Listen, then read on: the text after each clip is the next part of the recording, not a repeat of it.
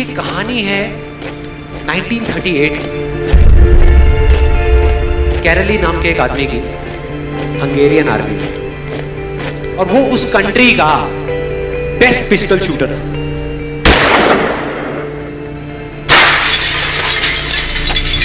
जितनी भी national championships हुई थी उस कंट्री में, उसको वो जीत चुका था।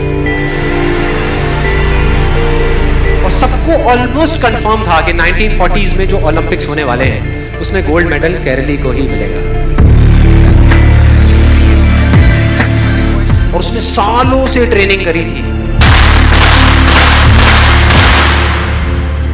उसका एक ही सपना था, एक ही फोकस था कि मुझे अपने इस हाथ को दुनिया का बेस्ट शूटिंग हैंड बनाना है, बेस्ट बनाना है, बेस्ट बनाना है। और वो कामयाब हो गया, उसने बना लिया बेस्ट शूटिंग हैंड। सिर्फ 2 साल का फर्क था।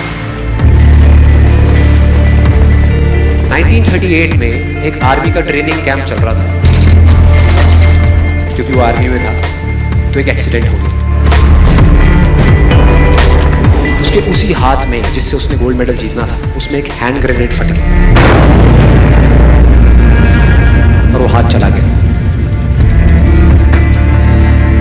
जो उसका सपना था, जो फोकस था, सब खत्म।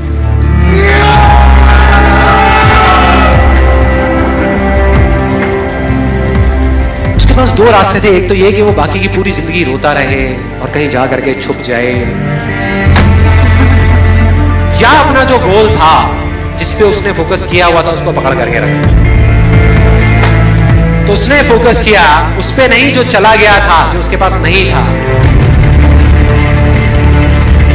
उसने फोकस किया उस पे जो उसके पास था।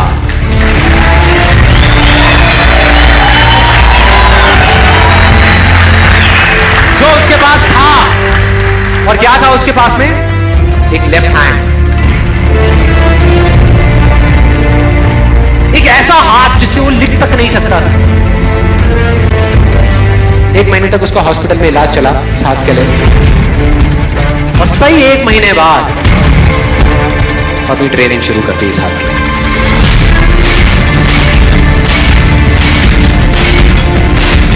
ट्रेनिंग के 1 साल बाद, मतलब कि 1939 में वो वापस आया।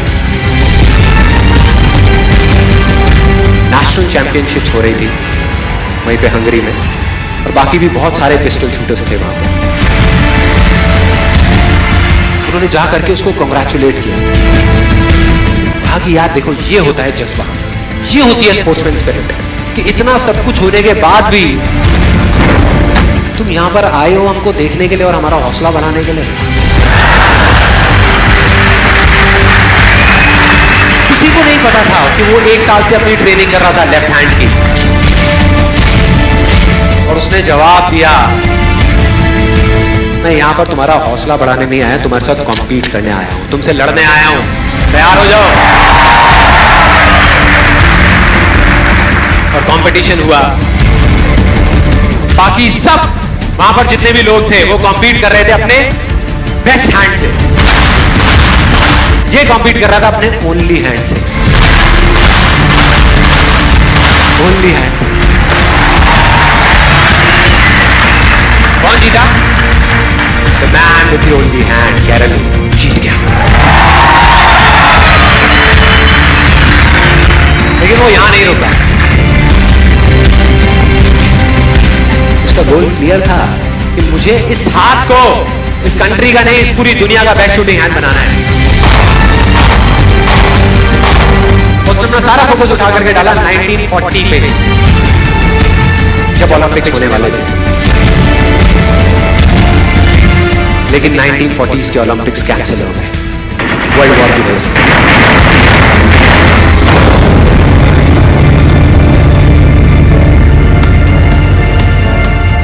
अपना सारा फोकस उठा करके कहां डाल दिया? 1944 में जो ओलंपिक्स होने वाले थे उसके ऊपर।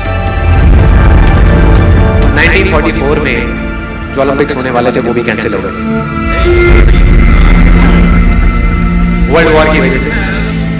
फिर से कैंसिल।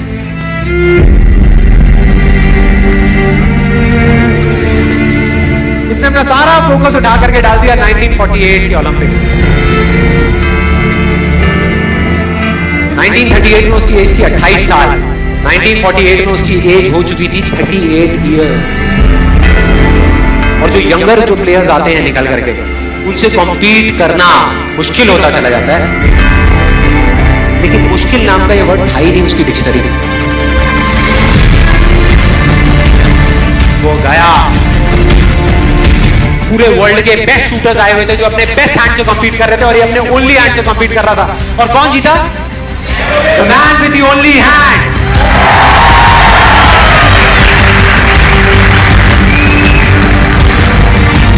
लेकिन वो तब भी नहीं रुका। 1952 ओलंपिक्स, दोबारा कॉम्पीट किया उसने, और इस बार गोल्ड मेडल कौन जीता? कैरल ली। 4 साल बाद दोबारा से, और पूरी की पूरी हिस्ट्री को बदल करके रख दिया ओलंपिक्स में। इस पर्टिकुलर कंपटीशन में उससे पहले किसी भी एथलीट ने लगातार 2 गोल्ड मेडल्स नहीं जीते।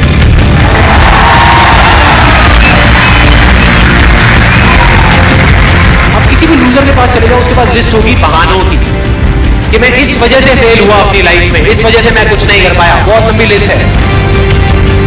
दूसरी तरफ विनर के पास चले जाओ, उसके पास में 1000 वजह होगी वो ना करने की जो वो करना चाहता है, सिर्फ एक वजह होगी वो करने की जो वो करना चाहता है, और वो कर जाएगा।